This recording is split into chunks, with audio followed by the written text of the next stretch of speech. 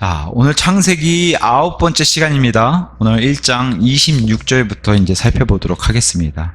창세기 1장 26절, 6일 창조째 되는 날, 창조의 6일째 되는 날에 이제 사람을 드디어 창조하시는 그런 날로 이제 시작하게 됩니다. 26절 제가 먼저 읽겠습니다. 그리고 하나님께서 말씀하시기를 우리가 우리의 형상대로 우리와 같은 모습을 따라 사람을 만들자. 그리하여 그들로 하여금 바다의 물고기와 공중의 날짐승과 가축들과 온 땅과 땅 위를 기어다니는 각각의 모든 것을 지배하게 하자 하셨느니라.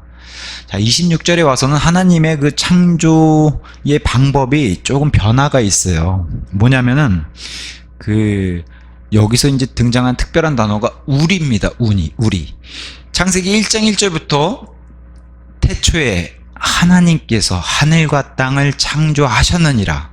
마치 하나님이 한 분인 것처럼 쭉 얘기하시다가 여기 와서는 우리라고 하는 us, our, 우리라고 한 단어를 3번이나 써요. 3번이나. 마치 삼위일체 하나님을 다 드러낸 것처럼 3번이나 사용하세요. 우리란 단어는 최소한 2 이상의 복수가 들어가는 게 우리라는 단어입니다. 창세기 1장부터 하나님은 이렇게 복수인 하나님의 개념에 대해서 드러내 주셨는데 이스라엘조차도 예수님이 오셔서 하나님의 아들이라고 밝히셨을 때 받아들이지 못하죠. 성경 기록 그대로 믿고 이 기록 그대로 받아들였다면은 예수님이 하나님의 아들이셨다고 하는 그 사실도 받아들였을 텐데 창세기 1장 1절 1장에 기록되어 있는 이 하나님의 말씀도 받아들이지 못한 것이죠. 어찌 봐서는 우리야 이제 세 분의 그런 삼위일체라는 그런 교리를 알고 있기 때문에 아버지와 아들 하나님과 성령 하나님이 다 알고 있지만 최소한 여기는 2 이상의 복수로 등장하신다는 것은 이제 1장부터 알려주십니다. 그러면서 이제 마치 이 세 분이 회의하듯이 대화를 나누시면서 이제 사람 창조는 특별하게 개입하는 것을 이제 보여주십니다. 그래서 여기서 이제 세 분의 하나님에 대해서 드러냈다고 하면은 2장 4절 같은 데 가서 보면은 여호와란 단어가 여기서 등장해요. 하나님 안에 세 분의 인격체가 있는 것처럼 2장 4절에 가서 보면 주라는 단어가 로드, LORD가 다 진한 주가 등장하잖아요. 벌써 여호와 하나님. 그러니까 어떤 분들은 아니 여호와 하나님은 아버지 하나님만 말씀하신 줄 알았어요 라고 얘기하시는 분들이 꽤 많아요. 우리가 주 하나님 안에도 아버지와 아들과 성령님이 계시듯이 주라고 부르는 여호와 하나님이 아버지, 아들, 성령님이 동일하게 이 여호와로 부름받는 그런 존재이세요. 여호와 하나님도 삼일체라고 얘기하니까 나중에 아니 그걸 한참 뒤에 알았다는 거예요. 그런 분들도 계시라는 거예요. 예수님이 마지막에 승천하시기 전에 제자들에게 뭐라고 말씀하시냐면 이제부터 아버지와 아들과 성령의 이름으로 침례를 줘라. 그죠? 아버지와 아들과 아들의 이름으로 침례를 주고 가르치고. 근데 보세요. 세 분을 얘기하시면서 아버지와 아들과 성령의 이름들이 아니라 이름으로라고 얘기해요. 그게 바로 삼위일체 하나님의 신비요. 세 분인데 한 분이신 것처럼 얘기하는. 그죠? 그 얘기를 여기 창세기 1장에서도 얘기하시고 2장 4절에 주라는 단어를 등장해서도 얘기를 하십니다. 자, 그러면서 이제 26절에 우리가 우리의 형상대로 우리와 같은 모습으로 해서 형상과 모습이란 단어가 등장하는데 형상은 영어로 이미지, 모습은 likeness 이렇게 돼요. 그래서 여기서 이제 하나님의 형상과 하나님의 모습으로 창조한 아담을 얘기하는데 우리가 다 알다시피 아담은 여기서 이제 죄로 인해 타락을 해서 이후에 창세기 5장에 가서 보면 안타깝게도 타락한 이후에는 하나님의 형상이 아니라 5장 3절에 그런즉 아담이 130년을 살았으며 자기 자신과 같은 모습대로 자기 형상을 따라 한 아들을 낳았으니 그의 이름을 셋. 가인과 아벨이 있었고요. 아벨이 카인에 의해서 죽임을 당하고 카인은 떠돌이 세상 도망자 신세로 그렇게 삶을 살게 돼서 멀리 떠나고 여기서 다시 태어난 아들 셋이 등장하는데 누구의 형상과 모습대로 태어났다고 얘기하냐면 아담의 모습대로, 아담의 형상대로 태어났다 그래요. 아담은 하나님의 형상과 하나님의 모습대로 창조됐는데 타락과 죄 때문에 이후에는 아담의 형상대로. 그래서 저와 여러분도 이 이후로 인류는 계속해서 아담의 형상대로, 아담의 모습대로 다 태어나게 되는 거예요. 이것을 성경은 죄인으로 태어났다 얘기하는 거예요. 이 안에 씨, 남자의 씨와 여자의 그 정자와 난자가 만나서 수태되고 잉태되는 순간부터 사람은 죄인이다. 엄마 뱃속부터. 성경이 말한 진리가 그겁니다. 자, 그래서 아담도 하나님의 형상과 모습도 다 내적, 외적 모습을 다 두 가지 다 간직하고 있는데 아담도 똑같아요. 아담의 외적 모습과 내적 모습을 다 가지고 있는 게 바로 이 형상과 모습에 대해서. 그래서 형상이 단순히 외적 모습만 얘기하는 것도 아니고 모습이 단순히 내적 모습을 얘기하는 것 같더니 둘 다 형상이든 모습이든 보이는 형상과 보이지 않는 형상, 이 두 가지 모습을 다 가지고 있어요. 형상도 모습도. 그래서 먼저 출애굽기 20장 4절 같은 데 가서 보면은 하나님이 십계명을 주시면서 이렇게 얘기하십니다. 20장 4절에 너는 너에게 어떤 새겨진 형상 이미지도 만들지 말지니 또한 위로 하늘에 있는 것이나 아래로 땅에 있는 것이나 땅 아래 물속에 있는 어떤 것과 같은 모습을 아무것도 만들지 말라. 여기 두 가지 다 등장했죠. 형상과 모습이 두 가지 다 등장했는데 다 하늘이나 땅이나 바닷속에 있는 것들의 그런 모습을 깎아서 만드는 그런 형상과 모습을 만들지 말라고. 이건 보이는 거죠.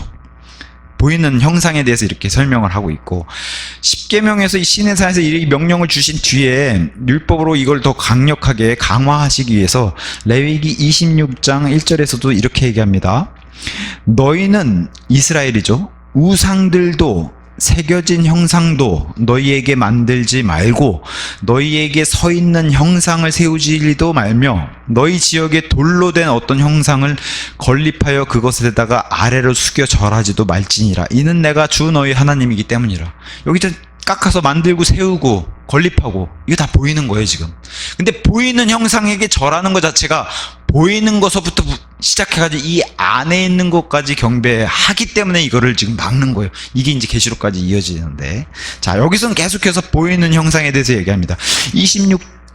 이 레위기 같은 26장 30절에 가서 보시면 이렇게도 얘기해요. 그리고 내가 너희의 높은 처소들을 멸망시키고 너희의 형상들을 절단하여 쓰러뜨리며.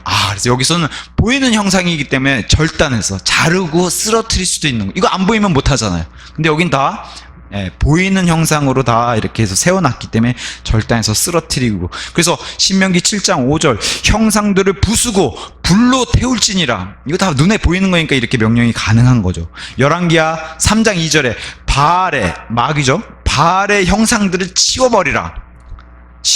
이렇게 이제 등장할 정도. 이건 눈에 보이는 것들이니까 이렇게 가능한 겁니다. 시편 106편 19절에 가서 보시면은 그 광야에서 시내산 또는 그 동일한 산을 호렙산이라고도 부르는데 시편 106편 19절에서 이렇게 얘기합니다. 그들이 이스라엘 백성입니다. 그들이 호렙산에서 송아지를 만들고 살아있는 송아지를 만들었다는 게 아니라 우리가 다 아는 그 금송아지를 만든 얘기를 여기서 이렇게 하면서 뭐라고 얘기하냐면 그 주조된 형상을 경배하였도다. 부어서 만든 금송아지 얘기하는 거예요. 이 깎아서 만든 이 우상에 대해서 이렇게 얘기하고 있죠. 여기 경배 대상이 된다는 거예요. 눈에 보이는 그 우상인데도 거기에 경배를 해서 예배를 드렸다는 거예요. 쉽게 말해서. 그러면 외적으로 내가 내 몸을 숙이고 예배를 드렸는데, 그죠? 내 몸까지 낮춰가면서 그 앞에서 춤추고 해서 그렇게 예배를 드렸는데 이 마음도 예배를 같이 드렸다는 거예요. 이게 이제 문제가 되는 거예요. 이 예배의 대상이 되니까. 다니엘서 2장 31절에 가서 보시면 그 네부카드네자르 왕이 꾼 그 꿈 해몽을 이제 해석을 해줘야 되는데 다니엘이 거기 등장하는 게 이제 형상이잖아요. 머리, 금, 은, 놋, 쇠 이런 형상. 우리가 다 아는 그런 광화문에 있는 무슨 세종대왕 동상, 이순신 동상 이 형상들을 얘기하는 거예요. 지금 다 그런 비슷한 것들. 마태복음 22장, 마가복음 12장, 누가복음 20장에 가서 보시면은 카이사르가 새겨진 동전을 가지고 나와서 얘기를 해요. 이게 누구의 것이냐? 그 동전에 새겨진 게 누구냐? 그게 카이사르. 그 당시 세계를 지배했던 로마의 황제 카이사르. 그 카이사르의 형상이라고 얘기해요. 동전에 새겨진 거. 그러니까 다 이건 눈에 보이는 겁니다. 그래서 이게 어디까지 가냐? 계시록 13장에 가서 보시면 이제 세상이 이제 혼란하고 모든 게 불안정한 시대에 우리를 다스릴, 마치 이스라엘이 유대인 메시아를 기다렸던 것처럼 온 세상이 기다리는 메시아가 있다는 거예요. 그게 바로 메시아 중에 메시아, 하나님을 대적하는 적그리스도라고 하는, 메시아와 그리스도가 똑같은 단어예요, 뜻이. 다만 메시아는 히브리 말이고 그리스도는 헬라어잖아요. 적그리스도, 하나님을 대적하는 그리스도, 메시아가 등장한다는, 그게 짐승으로 등장하는데, 그 사람이 등장해가지고 이 사람을 기적으로 옆에서 도와주는 거짓 예언자, 성령님 같은 역할을 하는 사람인데, 로마의 교황 같은 사람이 이 사람을 도와주면서 뭐라고 얘기하냐면, 온 세상에 이 사람의 형상, 동상을 세우자고 얘기해요. 그게 바로 짐승의 형상. 거기다가 절을 하고 예배드리고, 이걸 안 하면 다 죽이겠다는 거예요. 그리고 실제로 죽이는 그런 목베임에 순교된 사람들이 이 환란기에 어마어마하게 많이 등장하는데, 그게 오늘 우리 오전에 마태복음에서도 살펴본 독버리들과 같이 지내는 그런 시대예요. 대환란 시대가 그렇게 엄청나게 무시무시한 시대라고 얘기하는 거예요. 그런 시대를 지배하는 세계 대통령이 바로 적그리스도, 짐승이 등장하는데, 그 짐승을 온 세상이 이 형상을 세워가지고 경배한다는 거예요. 단순히 그 동상에 절하는 것뿐만 아니라 마음까지도 경배하는 거기 때문에 하나님이 강력하게 금지하고, 짐승의 표를 받고 경배한 사람은 지옥에 간다라고 강력한 경고를 주는 게 계시록 말씀이에요. 계시록 13장에 이 짐승의 형상이 등장해가지고 계시록 20장까지 가요. 형상 얘기가. 형상은, 그러니까 여기는 지금 다 눈에 보이는 형상부터 이제 얘기를 하는 거예요, 성경이. 자, 형상은 이미지, 눈에 보이기도 하지만, 우리 젊은 청년들, 남자, 여자 청년들, 처녀들 이렇게 얘기하면, 그 사람 이미지가 어때? 라고 얘기하면, 생김새부터 시작해가지고 성격까지 들어가잖아요. 그죠? 그것처럼 형상도 똑같아요. 이미지가 보이는 이미지뿐만 아니라 보이지 않는 형상, 이미지까지. 그래서 그건 성품, 인격, 품성, 이런 것까지 들어가는 거예요. 그래, 골로새서 1장 15절에 예수님은 하나님을 닮은 이런 형상이라고 얘기할 때에, 이럴 때는 외모가 아니라 1장 15절에 이렇게 얘기합니다. 그분께서는 볼 수 없는 하나님의 형상이시오. 하나님 아버지의 형상을 가지시고 이 땅에 오신 게 아들 하나님, 예수님이신데, 볼 수 없는 하나님의 형상이시오. 각각의 모든 창조물 가운데 첫째로 나신 분이시라. 아버지의 외형만 가지고 오신 게 아니고, 만약에 외형만 가지고 오셨다고, 만약에 이게 외형을 얘기하는 거라면은 먼지가 많이 묻고 잘 씻지도 못하는 그런 유대인의 외형으로, 그럼 아버지도 셋째 하늘에서 그렇게 계시다는 건데, 그런 얘기 하시는 게 아니잖아요. 이 땅에서 민족적으로나 인종적으로는 유대인으로 오셨지만 하나님이 아버지가 그런 존재는 아니시라는 거죠. 여기서 얘기하는 형상은 안 보이는 형상, 인격, 품성, 성품, 하나님의 본성, 이런 걸 얘기할 때 바로 보이지 않는 형상에 대해서 얘기하고, 그래서 골로새서 3장 10절에서도 이렇게 얘기합니다.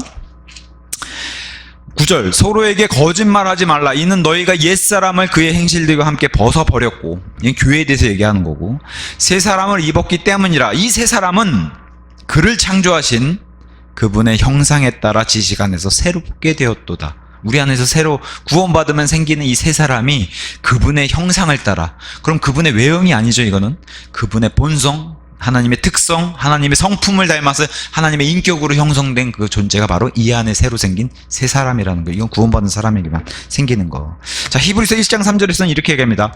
그 아들은 하나님의 영광의 찬란함이시요 그분 위격의 정확한 형상이시다. 외모 얘기하는 게 아니에요. 지금 나를 본 자는 아버지를 봤다. 이게 단순히 외형 얘기가 아니죠. 예수님이 유대인이시고 머리가 검으시고 하니까 아버지도 검겠군요, 이 얘기가 아니란 말이에요. 예수님이 하시는 말투, 이분의 성격, 이분의 인자함, 끝없는 사랑, 자비, 이게 아버지랑 판박이라는 거예요. 그분의 형상을 가지고 동일하게 오신 분, 그 얘기를 하는 거예요. 지금 보이지 않는 형상.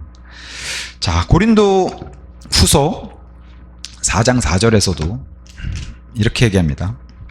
이 세상의 신인 마귀가 그들 안에서 믿지 않는 자들의 생각들을 가렸으니 하나님의 형상이신 그리스도의 영광스러운 복음의 빛이 그들에게 비치지 않게 하려는 거예요. 이게 마귀의 역할인데, 뭘로 표현하고 있어요? 하나님의 형상이신, 이때도 보이는 거 얘기하는 게 아니에요. 하나님의 성품, 본성, 특성을 가지신 똑같은 그리스도께서도 가지시는 그 영광스러운 복음의 빛, 이것도 눈에 보이는 빛이 아니죠. 눈에 보이는 빛처럼 우리 마음에 들어오는 빛 얘기하는 거, 복음의 빛. 그죠? 이것도 안 보이는 거예요. 근데 이것을 가렸다, 마귀가. 이럴 때 하나님과 판박이 형상을 가지신 분이 바로 예수님이시구나, 이걸 얘기하는 겁니다. 그래서 로마서 8장 29절에서도 이 예수님의 형상에 대해서 이렇게 얘기합니다. 8장 29절, 이는 그분께서 또한 자신이 미리 하신 자들을 그분의 아들의 형상과 같게, 형상과 일치되게 하시려고 예정하셨기 때문이니 그분으로 하여금 많은 형제들 가운데 첫째로 나신 분이 되게 하려 하심이라. 자, 예수님이 미리 하신 자들, 그래서 미리 아심을 통해서 예수님을 받아들인 자들을 구원시키는데 그분의 아들의 형상, 예수님의 형상과 일치되게 하시려고 예정하셨다는. 그러면은 저와 여러분이 구원받아서 예수님과 이렇게 예수님의 형상과 일치된 존재인데, 저와 여러분이 예수님처럼 유대인이 되고 머리는 저희는 검은 건 맞지만 우리가 유대인이 되는 게 아니잖아요. 이것은 뭘 얘기해요? 우리 안에서 생성되는, 형성되는 그분의 특성, 그분의 인격, 그분을 닮아가는 거, 성품, 이런 얘기를 하는 거지, 우리가 예수님의 겉모습을 따라서 유대인이 되는 얘기 하는 거 아니죠. 이럴 땐 다 보이지 않는 형상에 대해서 얘기하는 거예요. 형상. 그래서 형상은 보이는 것도 있고 보이지 않는 것도 있구나. 모습도 똑같아요. 모습 하면 벌써 외형적인 게 우리는 생각이 나잖아요. 모습, 겉모습. 근데 모습도 똑같이 라이크니스도 내적인 것, 외적인 것 둘 다 가지고 있다라고 얘기해요. 사도행전 14장 11절, 선교 여행을 다니는데 바나바와 바울이 다녔어요. 루스드라 지역에 갔어요. 걷지 못한 사람을 일으켜 세웠어요. 하나님의 능력으로 이 기적을 베풀었더니 그 이방인 사람들도 뭐라고 얘기하냐? 신들이 사람들과 같은 모습, 라이크니스로 우리에게 내려왔다. 외형은 겉모습은 사람인데 분명히 사람의 모습으로 내려온 신들이다라고 이렇게 경배를 해요. 그랬더니 바울이랑 바나바가 깜짝 놀라 우리에게 경배하면 안 돼. 경배 대상은 하나님밖에 안 계시기 때문에 자기한테 경배하지 말라고 해요. 이럴 때 모습, 이거는 외형적으로 보이는 모습을 얘기해요. 자, 빌립보서 2장 7절에 가서 보시면 이런 얘기도 합니다. 2장 6절부터 얘기할게요. 그분께서는, 예수님께서는 하나님의 형체, 여기선 form이란 단어 썼는데 형체로 계시기에 하나님과 동등하심을 강탈하신 것으로 생각하지 않으셨느니라. form, 여기도 보이지 않는 하나님의 속성이라든가 이게 똑같은 분이시라는 거예요. 아버지와 아들이 동등한 위치라는데 이거를 강제로 강탈하실 필요도 없는 분이라고 얘기해요. 근데도 어떻게 해요? 자기 스스로 이걸 내려놨다는 거예요. 아버지와 아들과 성령님이 똑같은 하나님이시고 삼위일체 하나님으로 서로를 강탈하실 필요 없이 누가 위고 누가 아래고 이런 존재가 아니신데 자기의 이런 위치를 내려놓고 7절에 스스로 이름 없이 되셨으며, 그래서 무명이란 단어 썼죠, 예전 성경에. 이름 없이 되셨으며 자기 위에 종의 형체, 원래 하나님의 형체인데 이걸 내려놓고 종의 형체를 취하셨고 사람들과 같은 모습이 되셨느니라. 겉으로 이걸 성육신이라고 얘기해요. 육신을 입고 오신 하나님, 사람의 모습으로, 이때 이제 보이는 모습에 대해서 이렇게 설명하기도 합니다. 보이지 않는 형체를 가지고 계시고 보이지 않는 분이신데 우리 눈에 드러나게 보이는 모습으로, 사람의 모습으로 오셨다. 사람들과 같은 모습으로. 이럴 때 이제 보이는 모습으로 성경이 얘기하고 있고, 모습도 라이크니스도 똑같이 보이지 않는 모습이 있다는 거예요. 갈라디아서 4장 19절처럼 여기 좀 전에 형체에 대해서, 폼에 대해서도 동일하게 모습처럼 보이지 않는 형체도 있고 보이는 형체도 있구나, 이렇게 이제 성경이 얘기하는데, 갈라디아서 4장 19절에서도 폼, 형체에 대해서 먼저 얘기하면서 모습에도 이런 게 있겠구나. 나의 어린 자녀들아, 그리스도께서 너희 안에 형성되시기까지.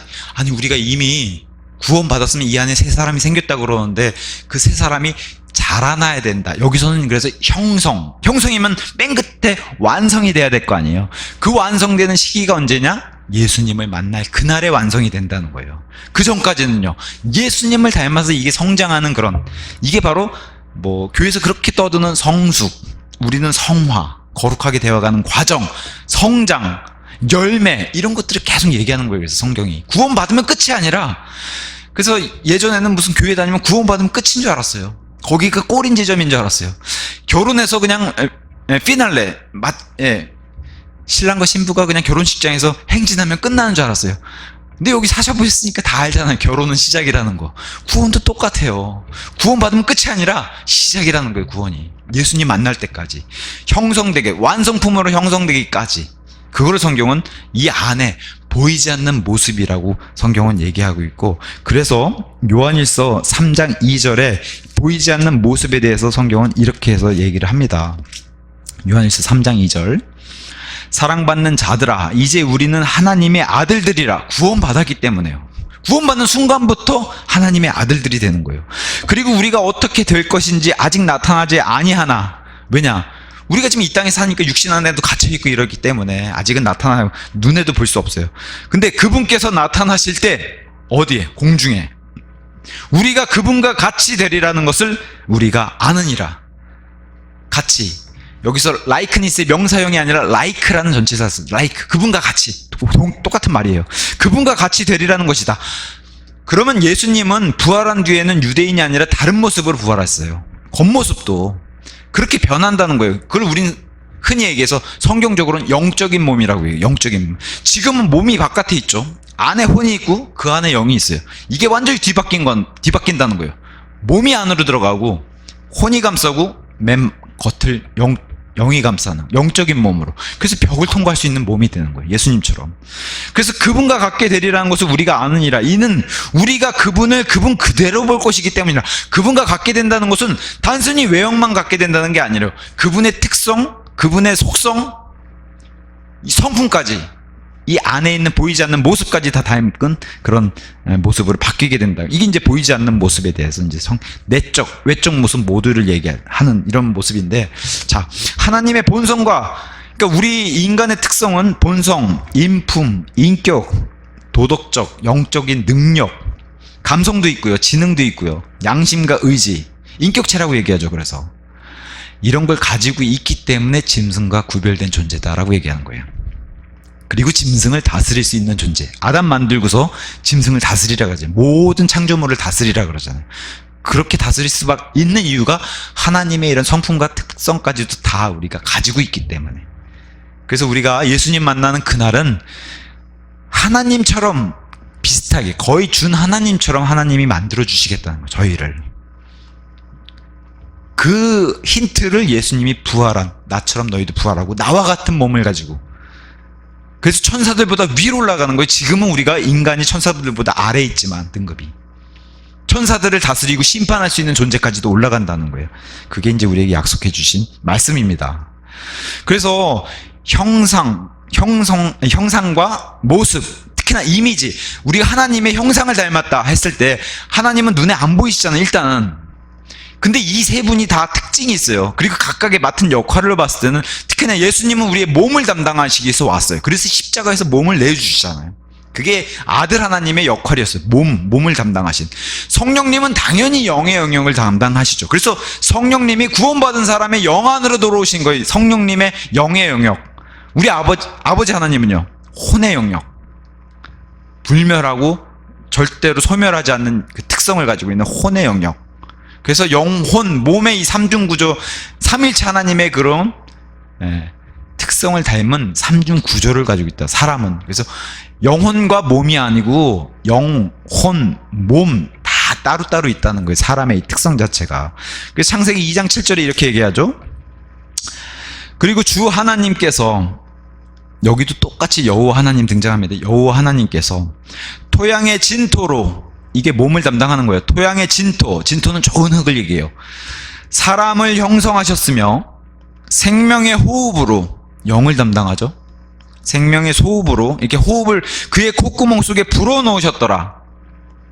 그 다음에 그러자 사람이 하나의 살아있는 혼이 되었더라. 자, 다 등장했어요. 몸, 영, 혼, 이 세 가지 삼중구조가 다 등장했어요. 옛날 개혁성경이 이 살아있는 혼이 아니라 생명이 되었다, 살아있는 영이 되었다, 이렇게 번역이 되어 있어요. 우리 사람은 눈에 안 보이는 영이 아니라 살아있는 혼이 됐다. 그래서 하나님은 사람을 향해서 혼이라고 얘기를 해요. 숫자 셀 때도 3,000혼, 70혼 이렇게 혼으로 보세요. 왜냐? 하나님은 겉을 보시는 분이 아니시라 이 안을 보시는 거거든요. 이 안을 꿰뚫어 보시는 분이시기 때문에 육체가 아니라 하나님은 혼을 보시고 사람을 혼이라고 부르신다. 이 동일한 구절로, 그래서 고린도전서 15장에 그 유명한 부활장에 사람의 창조의 이 구절을 갖다가 인용을 해요. 고린도전서 15장 45절 그리하여 기록되기를 창세기 이렇게 기록되어 있다는 거예요. 첫사람 아담이 살아있는 혼이 되었느니라. 하나님이 이렇게 만드셨잖아요. 이렇게 한 것과 같이 마지막 아담인 예수님은 되살려주는 영이 되셨느니라. 먼저 첫째는 태어나는 게 중요하잖아요. 근데 영과 육을 하나님 항상 구별하시잖아요. 영이 훨씬 중요하다고. 특히나 둘째 출생, 다시 태어남에서는. 그렇게 살려주시는 분이 바로 예수님이시다라고 이제 여기서 얘기하는 겁니다. 데살로니가전서 5장 23절에서도 이 삼중 구조에 대해서 이렇게 얘기하죠. 데살로니가전서 5장 23절 그리고 화평에 바로 그 하나님께서 너희를 온전히 성결하게 구별시키기를 기원하노라. 그리하여 우리 주 예수 그리스도의 오심까지 재림에까지 너희의 온 영과 혼과 몸이 삼중구조죠. 이건 개역성경도 이렇게 돼 있어요. 근데 자꾸 이걸 영혼이라고 붙이면은 세상에 없는 말이 되는 거예요. 영어에서도 없는 말이. 영이라고 등장하는 것도 영혼이라고 갖다 쓰고 혼이라고 등장하는 것도 영혼이라고 갖다 쓰고 없어요. 이 두 가지 다 다른 뜻이에요. 영과 혼과 몸이 비난받을 것이 없게 보존되기를 내가 하나님께 기원하노라. 히브리서에는 혼과 영을 쪼갤 수 있는 분. 왜냐면 쪼개지거든요. 히브리서 4장 12절에 전도서 3장 21절에 가서 보시면은 전도서 3장 22절 이렇게 얘기합니다. 위쪽으로 올라가는 사람의 영과 땅으로 향해 아래쪽으로 내려가는 짐승의 영을 누가 하느냐. 사람의 영은, 사람은 죽으면 영이 무조건 하나님께로 돌아가는구나. 영은 우리 영은 숨이란 단어랑 다르기도 하지만 비슷한 단어로도 많이 썼어요. 우리 목숨이 다 있다 그러잖아요. 숨이 원래 여기까지 내려가야 되는데 이게 숨이 점점 줄어서 여기서 왔다 갔다 거리면 이 숨이 떠나면 죽잖아요, 사람이. 그래서 목숨이라는 단어를 써요. 이렇게 떠나가면 어떻게 이 숨처럼 영도 하나님께로 돌아간다는 거예요. 숨을 주신 분께 돌아간다는 거예요. 아까 콧구멍에 호흡을 주신 분께. 근데 짐승은요, 천국에 사자가 있고 아니에요. 짐승은 다 이 땅에서 소멸되면 없어지는 거예요. 영이 땅으로 내려가잖아요. 이렇게 된다는 거예요. 개역성경엔 이것도 이 영에 대한 개념을 바꿔놓기 위해서 혼으로 바꿔놨어요. 올라가는 인생의 혼이라고 돼 있어요. 또 개역성경 아주 말도 안 되는 내용으로 바꿔놨어요. 킹제임스 성경만 이렇게 돼 있습니다. 정확하게 영은 무조건 구원받은 사람이든 아니든 영은 무조건 하나님께로 돌아간다는 거예요. 영은. 그 다음에 이제 욥기서 14장 10절 같은 데서 이 질문을 던졌을 때 그래서 이게 중요한 거예요. 자, 14장 10절에 이렇게 얘기합니다. 그러나 사람은 죽어서 사라져 버리나이다. 영은 하나님께로 돌아간다면서요. 그렇죠. 그게 진리예요. 그럼 죽어서 없어지는 건 뭐예요? 몸. 무덤에 들어가는 몸은 썩어서 없어져요. 그죠? 뼈도 그렇고. 몸은 사라져요. 그러면은 아까 좀 전에 본 전도서 말씀처럼 영은 하나님께 돌아가고 몸은 무덤으로 들어가서 썩어져 없어지고 가장 중요한 게 뭐예요? 하나님 우리 보실 때 혼이 남았잖아요. 혼이 어디 가는 게 가장 중요해요. 근데 둘 중에 하나밖에 없다고요. 장소는 혼이 갈 수 있는 장소는 지옥 아니면 천국이에요.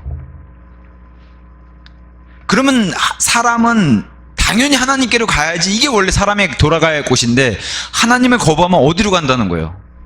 지옥으로 간다는 거예요. 그 둘 중에 하나. 그래서 혼이 어디 가냐? 이게 중요한 거예요. 자, 그래서 욥기서 14장 10절에 그러나 사람은 죽어서 사라져 버리나이다. 진정 사람이 숨을 거둔 다음에 그가 어디 있나이까? 이게 가장 중요한 질문이에요. 어디로 가는 게 가장 중요하냐? 이게 중요한 거예요.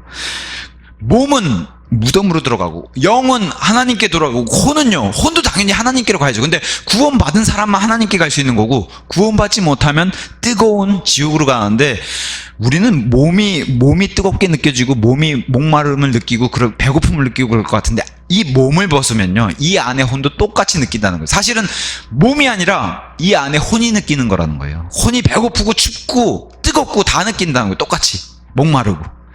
그게 부자와 나사로의 누가복음 16장의 말씀이에요. 아주 그냥 목이 말라서 한 방울만 찍어서 달라 그러잖아요. 너무 목이 타가지고. 그게 지옥의 처절함이에요. 자, 몸은 철저하게 이 땅에 있는 사람들도 이 사람의 몸을 통해서, 창조물도 마찬가지지만 사람의 몸을 통해서 하나님이 계시다는 걸 알 수 밖에 없다는 거예요. 변명할 수 없다는 거예요. 이 몸이 그냥 생겼다고 얘기하면 그거는, 그러니까 로마서 1장 18절에서 20절에 이렇게 얘기합니다. 하나님의 진노가 사람들의 모든 불경건과 불의를 대적하여 하늘로부터 계시되었기 때문이니 그들은 불의 가운데서 진리를 붙잡는 자들이라. 진리를 기뻐하지 않고 진리가 못 나오도록 꽉 그냥 거짓이나 불의로 이렇게 꽉 누르고 있다는 거예요. 안 믿는 사람들이. 이는 하나님에 대해 알게 될 만한 것이 그들 안에 명백히 나타난 까닭이니, 다 하나님을 알 수밖에 없는데 애써 알려고도 하지 않고 누가 알려줘도 그걸 귀를 닫는다는 거예요. 눈을 가리고 스스로가. 하나님께서 그들에게 그것을 보이셨기 때문이라. 그래서 창조 세상, 나무도 짐승도 동물들도 가축도 이거 다 보면 알 수 있는데, 심지어 사람 자기가 봐도 이 손톱이 그냥 생기고 어떻게 손의 촉감하고 손톱하고 이렇게 다르게 정교하게, 눈이 이렇게 그 어떤 카메라보다도 이렇게 정교하게 돌아가고 이렇게 정교하게 만든 게 그냥 생겼다고 얘기하면 그건 사람이 생각해도 말이 안 된다는 거예요. 그래서 이는 세상의 창조 때부터 그분께 속한 것들이 분명히 있다는 걸, 보이지 않는 것들이 분명히 보였기 때문이니, 하나님은 안 보이시지만 우리가 눈에 드러나는 이 사람의 이런 모습 통해서도 그분의 영존하신 권능과 신격까지도 만들어진 걸 우리 자신을 통해서도 그렇게 의하여 이해되었도다. 그러므로 그들에게 변명거리가 없느니라. 내 모습을 내가 봐도 알 수 있다는 거예요. 하나님이 계시다는 것을. 내가 어떻게 원숭이에서 물고기에서 내가 됐다고 믿는다는 게 그게 엄청난 거짓말이지, 하나님이 사람을 창조하셨다는 거는 사람이 조금만 생각하고 마음을 열고 하면 다 알 수 있게 만들어줬음에도 불구하고 안 믿기로 작정하니까 하나님이 어쩔 수 없이 지옥에 보낼 수밖에 없다는 거예요. 그러면서 뭐라고 얘기해요? 우리 겉으로 드러나 있는 이 몸을 통해서도 하나님을 알 수 있다고 얘기하는 거예요. 로마서 1장은. 고린도후서 5장 1절에 가서 보니까 우리의 몸, 이 껍데기가 마치 텐트라고 얘기해요. 장막이라고 얘기해요. 장막. 그래서 이 텐트를 벗는 날이 있다는 거예요. 우리가 죽으면 벗어요. 그러면 어떻게 해요? 혼이 하나님께 가든지 지옥으로 가든지. 텐트가 있다고 얘기해요. 히브리서 13장 3절에 가서 보니까 옥중에, 감옥에 갇혀있는 사람에 대해서 이렇게 얘기해요. 나는 감옥에 갇혀있는데 너희도 똑같이 이 육신에 갇혀있는 사람이다. 감옥에 갇혀있는 것처럼 이 세상도 마찬가지지만 이 육신에 갇혀있는 거, 이게 어디랑 비교되냐면은 감옥에 갇혀있는 나와 같다라고 얘기해요. 육신에 갇혀있는 게. 이걸 비로소 벗었을 때 자유롭게 되고, 그리고 진짜 몸, 예수님이 오시면 진짜 몸을 줘요. 우리에게 예수님이 부활한 것 같은 몸, 이 몸이 아니라 영원 무궁토록 늙지도 않고 우주를 왔다 갔다 하고 순식간에 왔다 갔다 할 수 있는 그 몸을 주신다는 거예요. 예수님이 부활하시고 나서 벽을 뚫고 들어오셨군요. 진짜 벽을 무너뜨리고 들어온 게 아니라 이 가운데 뿅 하고 등장하셨어요. 그런 몸을 주시겠다는 거예요. 그게 성경적으로 영적인 몸이라고, 예수님과 같은 몸이라고 얘기하는데, 그러한 몸에 대해서, 이 장막에 대해서 이렇게 성경은 설명하고 있고, 육체 안에 사는 삶이다라고 성경은 우리에게 설명해 주고 있어요. 갈라디아서 2장 20절. 이게 몸에 대한 설명이에요, 성경이. 그 다음에 이제 영에 대한 설명. 영도 하나님이 만드셨다고 스가랴서 12장 1절에 이렇게 되어 있습니다. 스가랴서 12장 1절에 이스라엘을 위한 주의 말씀의 엄중한 부담이라 하늘들을 펼치고, 이거 창조 얘기죠.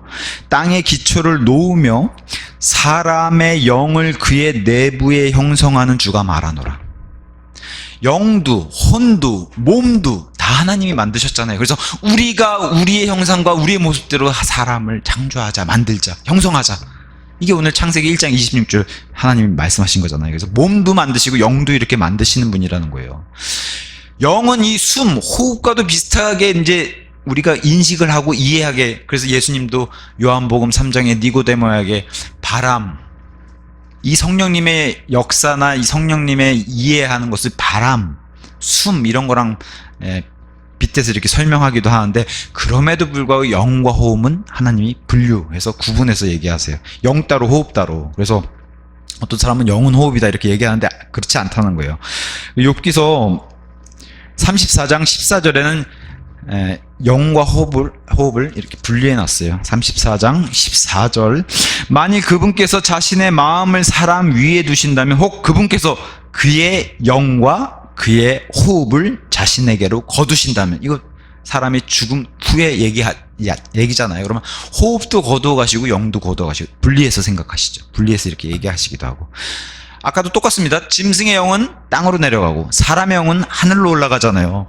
그게 전도서 3장에 얘기했는데 전도서 12장에 마지막 장 마무리할 때도 똑같이 이렇게 얘기합니다. 12장 7절에 솔로몬이 이렇게 마무리를 지었어요.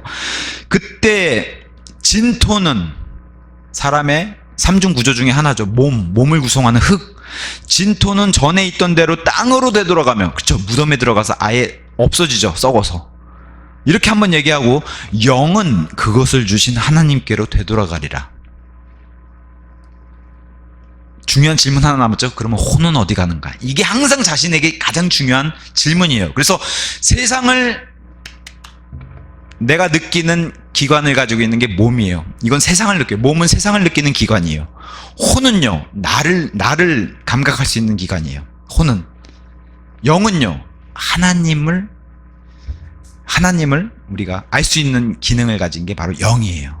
근데 영이 구원받기 전에는 제대로 하나님께 기능을 작동을 안 해요. 그러니까 예를 들면 스마트폰 우리가 다 가지고 쓰잖아요. 개통을 안 했어요.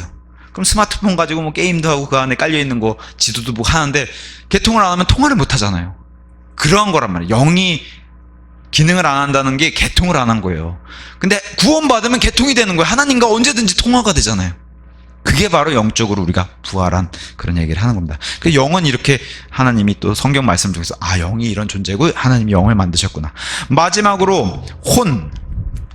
이게 사실은 가장 중요해요. 사람이 이 천사들과 다른 존재로 구별되는 것 중에 가장 큰 특성이 사람은 혼이 있는 거예요.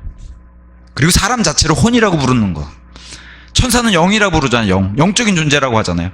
사람은 혼이 있어요. 이게 이제 천사들과도 차별이 되는 그런 존재인데, 마태복음 16장 26절에 예수님이 아주 중요한 말씀하시죠. 사람이 온 세상을 얻고도 만일 세상을 다스리는 대통령이면 뭐 할 거라는 거예요.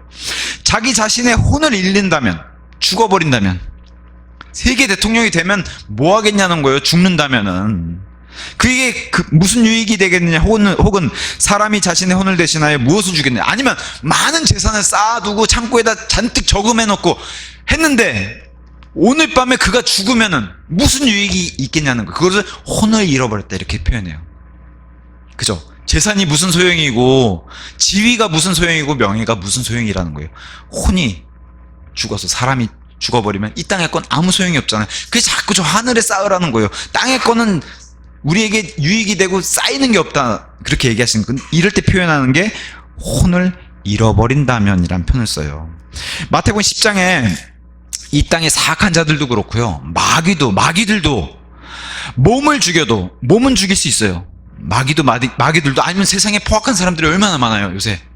그냥 막 차로도 돌진하고 무기 들고 칼로도 찌르고 그러잖아요. 막 기분 나쁘다고 때려서도 죽이는 그런 세상인데, 몸을 죽여도 혼을 죽일 수 없는 자들을 두려워하지 말라, 하나님 말씀이에요. 몸은 죽일 수 있어요, 그런 사람들이. 근데 우리 혼을 죽일 수 없단 말이에요. 심지어 마귀도. 반면 혼과 몸 모두를 지옥에서 파괴시키고 형벌로 벌을 주실 수 있는 분을 두려워하라는 거예요. 이게 유일하게 하나님이 가지고 있는 능력이에요. 이게 중요한 건 뭐예요? 몸만 형벌을 주는 게 아니라 혼까지도. 나중에 그래서 이 죄인들도 지옥에서 끄집어내가지고 예수님이 이 땅이랑 우주랑 이 땅 지구를 다 없애고 나서 백보자 심판을 하실 때, 영원에 새하늘과 새 땅 가기 전에, 그때 저도 예수님의 보좌 옆에서 같이 심판을 하는데, 우리가 아는 사람, 안 믿고 죽은 사람들도 다 올라온다는 게, 그게 가족이든 친척이든 친구든 다 올라온다는 거예요. 직장 동료든 올라와서 우리도 그 모습을 보면서 같이 심판하는 거예요. 그때 뭐라고 얘기해요? 영원한 형벌로 다, 영과 혼과 몸을 다 이때까지는, 백보자 심판 전까지는 혼이 지옥에서 불타고 그렇게 벌을 받아서 왔어요. 그게 어느 기간인지 얼마나 걸릴지 모르겠어요. 백보자 심판까지. 근데 백보자 심판 이후에는 어때요? 더 가혹해요. 몸까지 부활시켜가지고 영혼 몸을 아예 영도 하나님께로 돌아갔던 영까지도 줘서 영혼 몸으로 다 삼중구조로 결합시켜서 불옷으로 집어넣어요. 그게 백보자 심판 다음 얘기예요. 이럴 때 혼에 대해서 이렇게. 근데 우리는 저와 여러분은 이렇게 지옥으로 가는 존재가 아니라고 분명히 성경이 이 땅에서 기회를 줬을 때 이 땅에서 기회를 잡아야 되는 거예요. 그래서 이 말씀이 선포될 때 나의 구원자 예수님을 잡아서 그분을 받아들여서 구원을 받으라는 거예요. 죽고 나서 구원받는 건 없는 거예요. 자, 히브리서 10장 39절. 우리는 뒤로 물러나 파멸에 이르는, 그리고 지옥에 가는 이런 자들에게 속하는 자들이 아니라는 거예요. 이미 구원받은 사람은 이 땅에서 그래서 구원받으라는 거예요. 오히려 믿어서 혼의 구원에 이르는 자들에게 속하느니라. 이 땅에서 그 기회와 이 땅에서 판가름이 난다는 거예요. 그래서 내 숨이 붙어있는 동안에 예수님을 내가 구원자로 받아들이고 구원을 받으라는 겁니다. 하나님은 명령을, 가장 중요한 명령 한 가지만 주셨어요. 주 예수 그리스도를 믿으라. 이거 하나예요. 딱. 나머지는 뭐 하지 마라 했는데 너희가 꼭 해야 되는 거, 주 예수 그리스도를 믿으라. 그리하면 너가 구원을 받을 것이고 너의 집이 구원을 받을 것이라. 아멘. 네.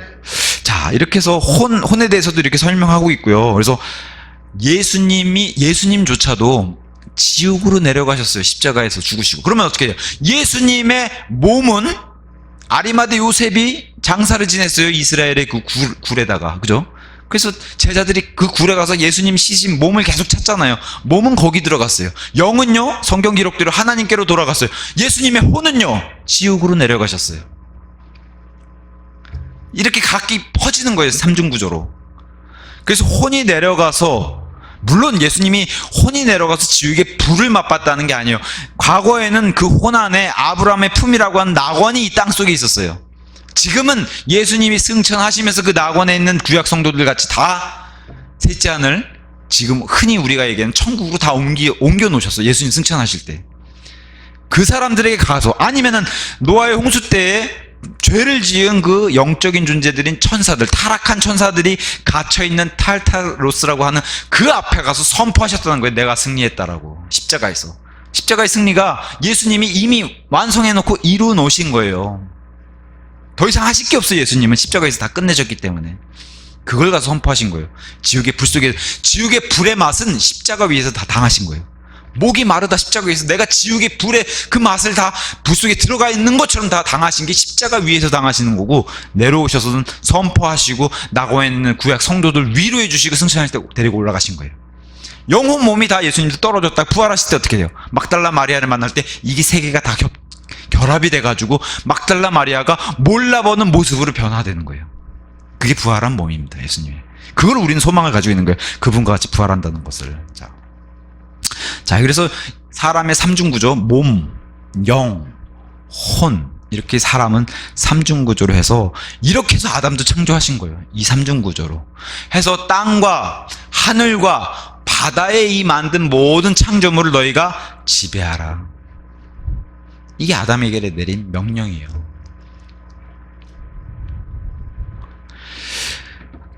창세기 1장 27절에 가서 보시니까, 그렇게 하여 하나님께서 자기 자신의 형상대로 사람을 창조하셨으니, 이 사람이 히브리 말로 아담이에요. 그럼 예수님이 다시 오셔서 이 세상을 복원시키고 이 낙원을 낙원을 다시 복구하신다면은, 아담도 이 아담이 히브리 말이에요.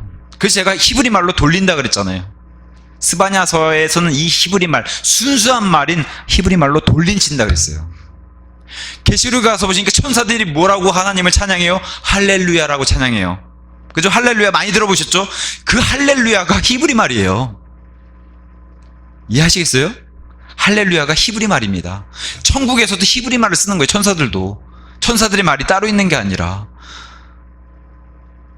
그래서 그런 것들을 통해서 힌트를 주시는 거예요. 아, 이 땅에 회복되는 말씀이 무엇인지, 하나님이 택한 백성에 썼던 언어가 무엇인지, 아담이란 단어가 어떤 단어로 쓰였는지 다 히브리 말입니다. 그래서 우리도 나중에 예수님 오시거나 하면 히브리 말을 사용하는 그 말로 다 바뀌는 거예요. 자, 아담은 사람이란 뜻, 그리고 흙, 그런 뜻을 가지고 있습니다.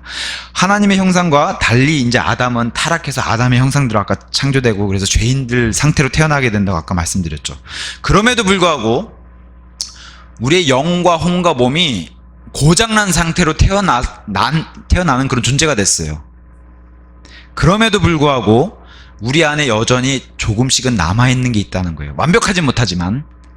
그래서 하나님을 더듬어 찾을 수 있게 만들어 놨다는 거예요. 뭘로? 하나님의 형상을 그래도 우리가 가지고. 그 사람은 도둑질하면 나쁘다는 거 본성적으로 알아요. 거짓말하면 내가 찔린다는 거 알아요. 죄 지으면 도망가고 숨는다는 거 알아요. 그게 바로 하나님의 형상이 우리 안에 아직 남아있다는 거, 조금은.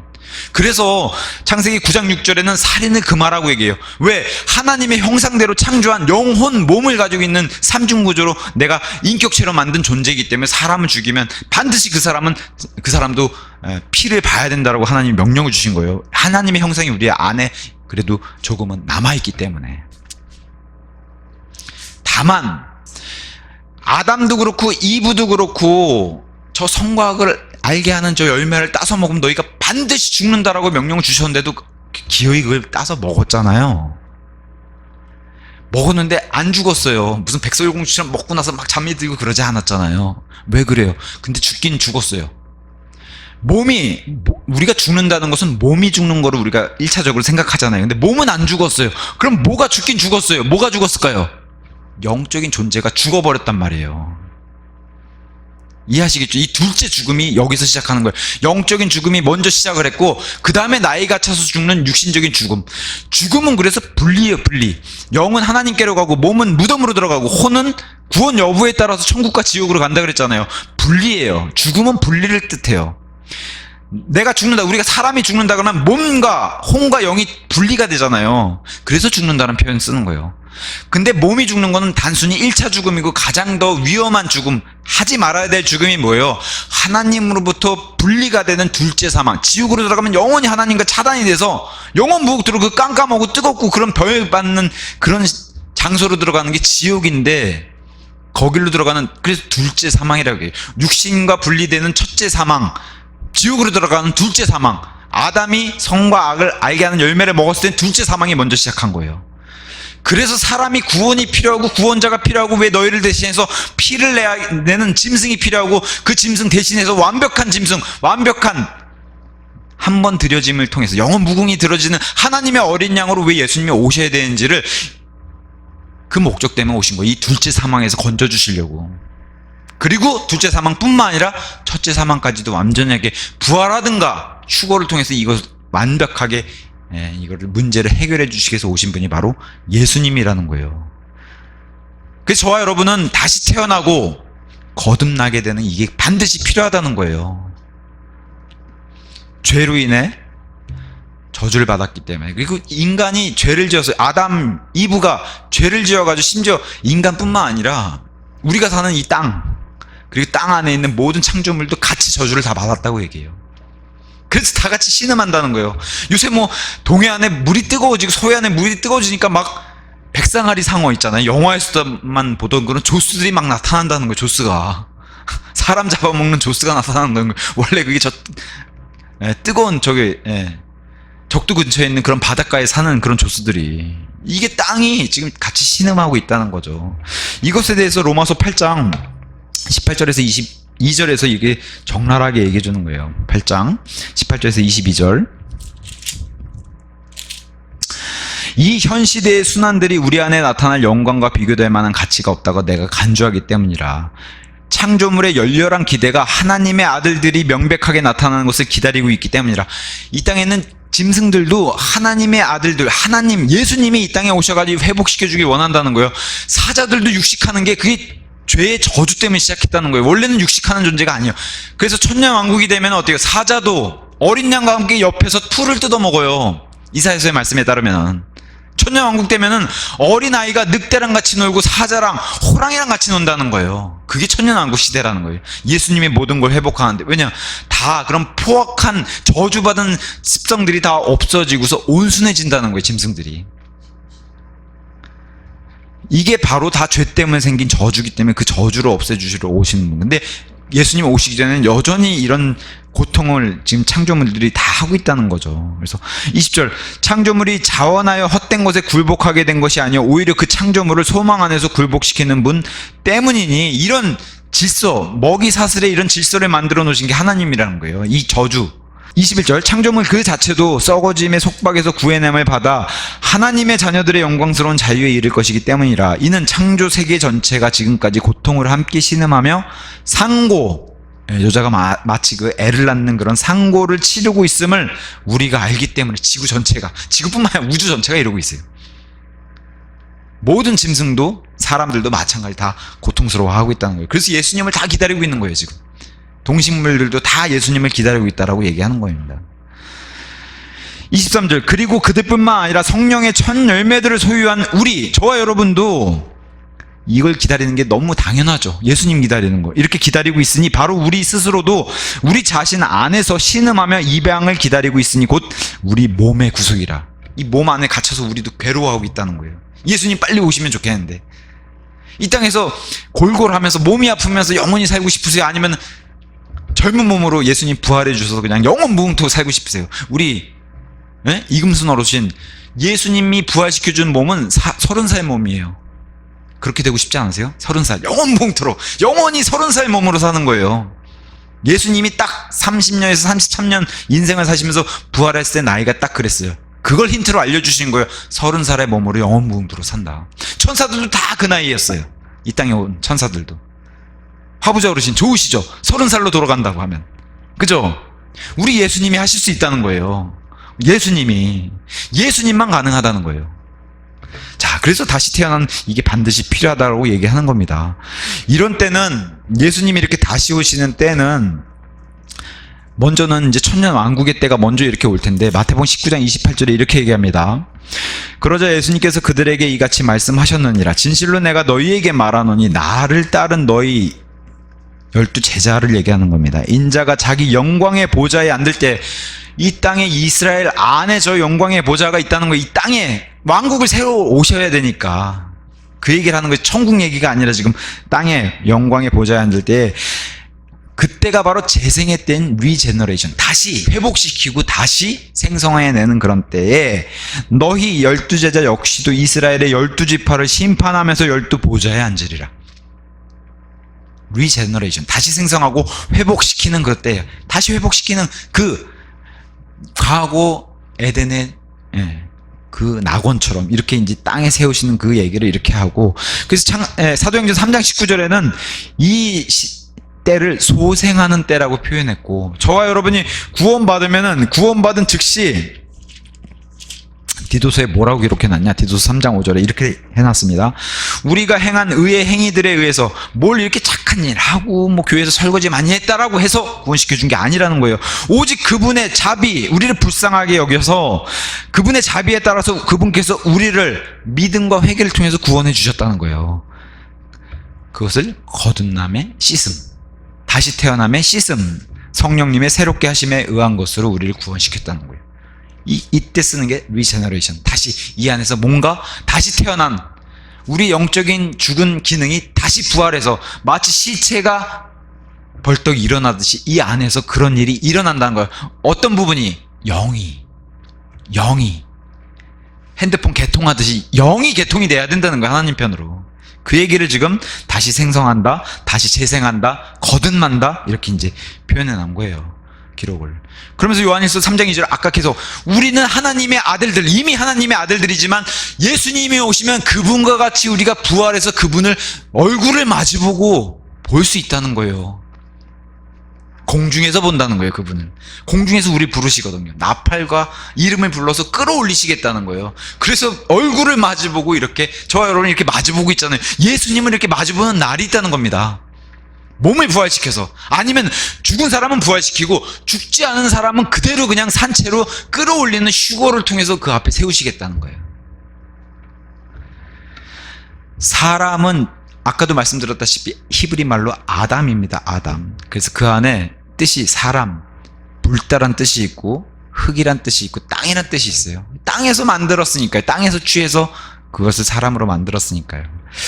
자, 요거까지만 하고 마칠게요. 27절은 특별히 창조하셨다란 말씀을 3번 기록해놨어요. 우리가 3번 말씀하셨듯이 희한하게 사람을 창조하실 때는 창조, created라고 하는 이 창조란 단어를 3번 쓰셨어요. 참 묘하게도 이 삼위일체 하나님께서.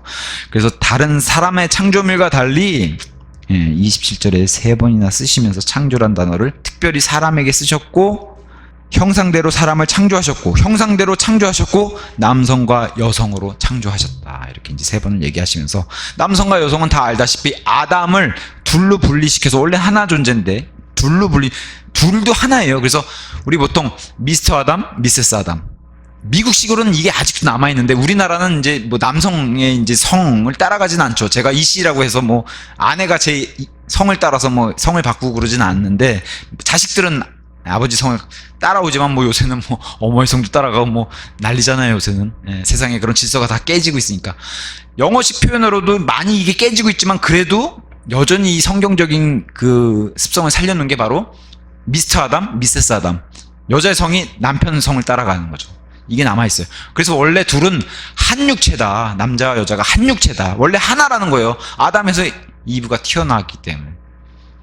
그 얘기를 하는 겁니다. 그래서 아담을 창조하시고 아담에서 분리시키면서 남성과 여성을 창조하셨다. 동일한 얘기입니다. 그래서 이것은 마치 예수님과 저와 여러분 같은 교회가 하나다. 예수님과 하나가 된 것과 동일하다고 얘기해요. 첫사람 아담처럼 우리 예수님이 둘째 아담, 마지막 아담이잖아요. 첫사람 아담은 세상을 망가뜨렸고 죄 때문에 세상을 저주받게 했어요. 우리 예수님은요, 저주를 거두고 다시 태어나게 만들고 회복시켜주는. 그래서 첫사람 아담은 그냥 살아있는 창조물의 혼이 된 존재인데, 예수님은, 둘째 아담이신 예수님은 살려주는 영이 되셨다는 거. 완전 다른 개념이죠. 아담을 창조하셨을 뿐만 아니라 다시 회복시켜주시고 살려주실 수 있는 분, 마지막 아담으로 오신 분.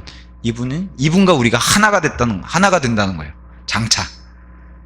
자, 오늘은 1장 26절과 27절 살펴봤습니다. 다음 시간에 28절부터 마지막 끝절까지 공부하도록 하겠습니다. 오늘은 여기까지 하고 마치겠습니다.